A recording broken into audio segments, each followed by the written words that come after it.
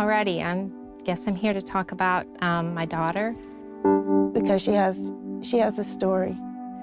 I started thinking about where was I going to start. The day he was diagnosed, he ate breakfast.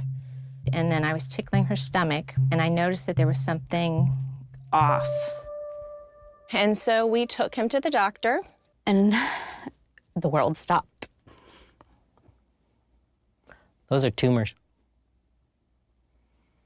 And our son has cancer.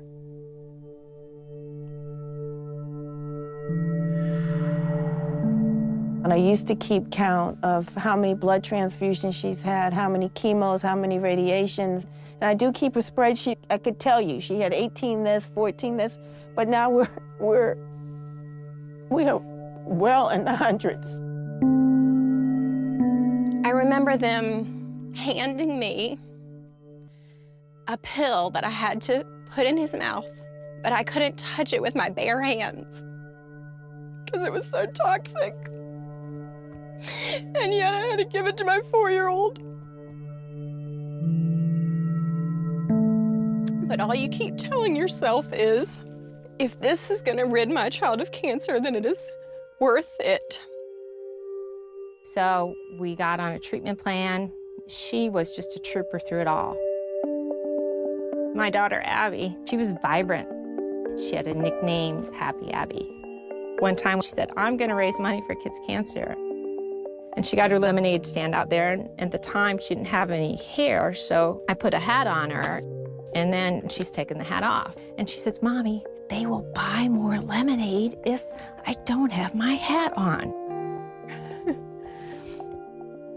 And every time she was in the hospital for chemo, Abby set up a nail polish stand for the nurses. I think she even got the chief of plastic surgery to get his nails painted.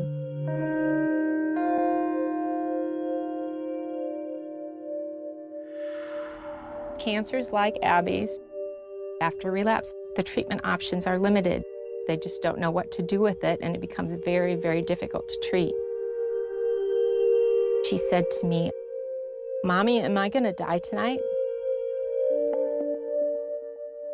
And that was the hardest day of my life because I had to tell her that I thought that she was gonna die.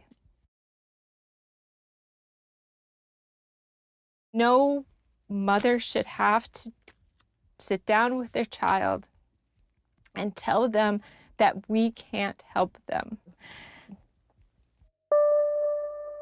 And I remember them coming in and saying, there's nothing else.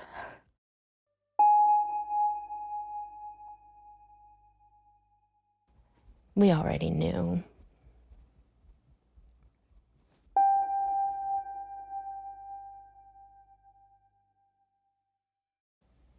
My son died in my arms. At home. In his own bed.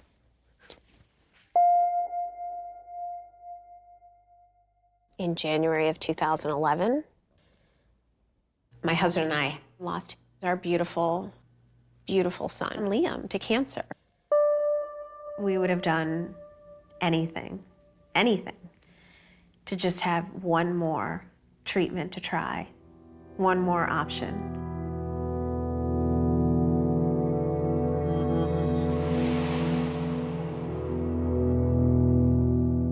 As the federal budget has gotten tighter and tighter, pediatric cancer research specifically is underfunded. And currently, it takes at least a decade, probably longer, to go from an idea to a new drug approval. And that's clearly unacceptable, and that's a timeline that we have to shrink dramatically.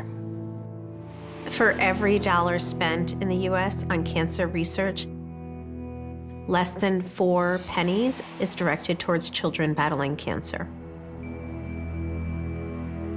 When my husband and I realized that it was funding that was getting in the way of developing new treatments, we knew we had to do something. A child's life should not depend on a dollar sign. In 2008, we founded Cookies for Kids Cancer with a mission of funding new and innovative and yet less toxic treatments for children. We continue our work with Cookies because it's what Liam would want, and his love and life live on in the work that we do. Each year, grants are awarded using the guidance provided by our medical advisory board. All right, guys, we have a lot of work to do. The members of the board are the most visionary, forward-thinking pediatric oncologists in the country. There are a whole series of trials that can be done, I think, pretty rapidly. We all adhere to very strict peer review based solely on merit.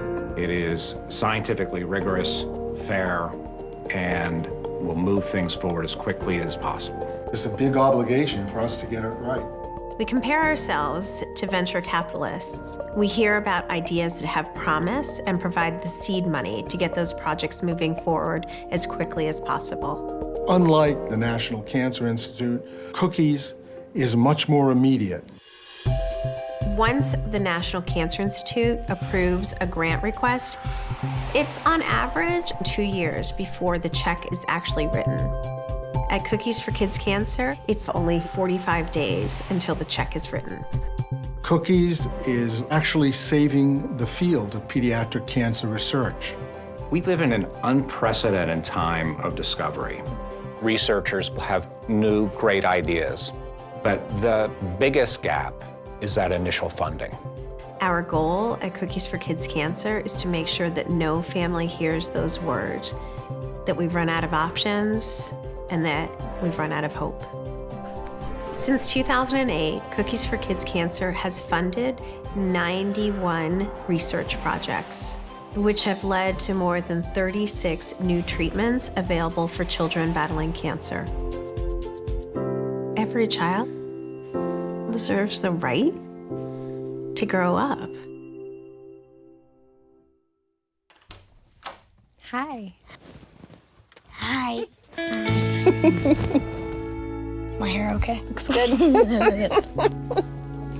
One of the projects that we funded is a vaccine for neuroblastoma, which is available today and helping to keep children like Bear cancer-free. Mom. Hi, Yana. Cookies funded the humanized 3F8 treatment that got my child to remission. I think that you are the bravest kid I know. What we're doing is working. Children who are alive today because of treatments that we've helped to fund. But science needs more funding in order to move forward, and therefore we need your help.